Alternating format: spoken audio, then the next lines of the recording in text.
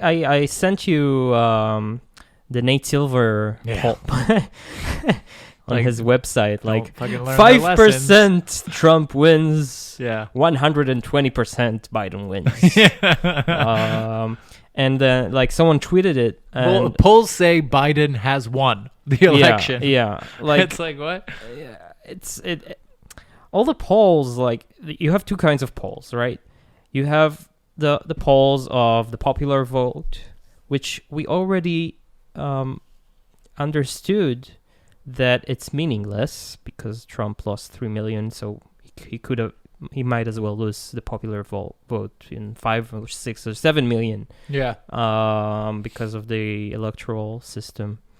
And the others are, they show polls, various polls. I just saw a poll that gives him a tie in Florida, for example. Yeah, I'm not sure which one it is, but it all comes down to like 5 states, and nobody really knows what's going to happen. So there's this historian I like to tune into, Victor Davis Hansen, and he actually talks about the fact that if you look at the polls take the polls that were more or less accurate in 2016 and look at those, like Rasmussen apparently was pretty accurate in 2016. Okay. And when you look at those, then Trump is either equal to Biden or within the margin of error, like 3% or whatever. And I just heard an interesting statistic that 30%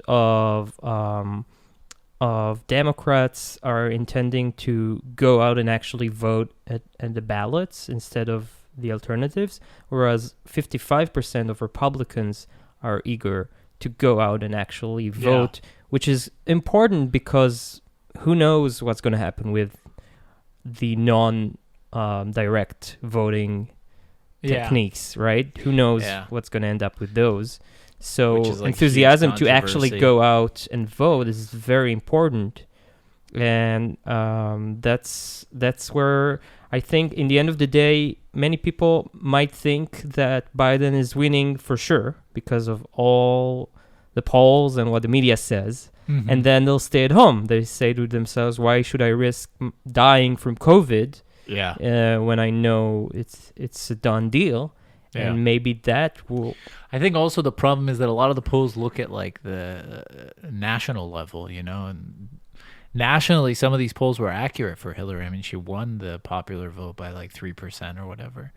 But that's not relevant. If the Democrats that doesn't make a difference for America. It's the electorate vote. You need to look at the states. Yeah.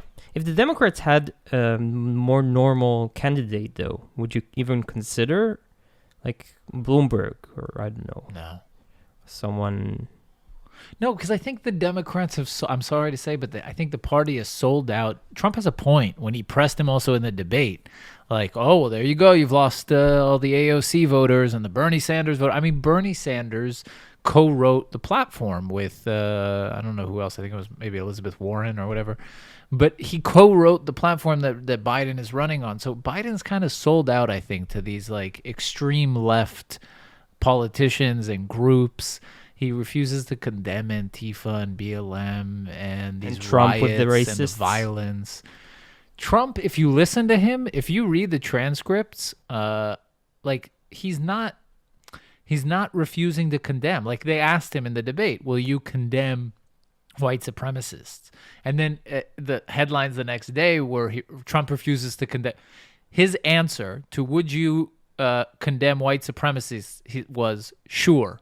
Yeah, he never. Like, but he never did do it. Although, no, but that is doing it. No. What do you? No. What? No. How is that? No. But no. Hold on. No. But if you refuse to condemn whites, this is a basic there's linguistics. a middle ground there. No, he didn't refuse, but he never condemned. Also, he just didn't. He asked you. Neither. You asked someone, "Will you condemn?" And you say yes. That means I condemn. It's a link. It's a. When I say yes to something, it means I do that thing. No, but there's a difference between because he didn't finish the sentence. There are two different questions. Do you condemn and will you condemn?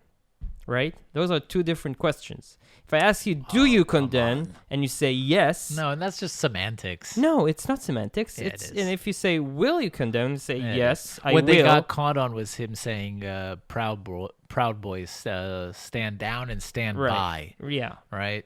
But he did condemn I saw a debate or a conference he had done 4 years ago where he did specifically condemn that. So after the Charlottesville I don't know, probably riots. Yeah, So he said, I condemn white supremacists. Exactly. So he made the mistake of equating the people on both sides, claiming there were certain people there that were just protesting the taking down of civil rights statues, which I'm not sure how accurate that is.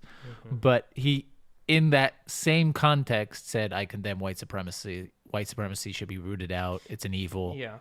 But show me one time where Trump in 4 years actually did an action which is racist or, or or gave money or support to a racist. Show me that, and then we'll talk, right? Yeah. You can't. He didn't like write. And he wouldn't because his family is Jewish. He didn't send a mean text to David Duke, so he's a racist.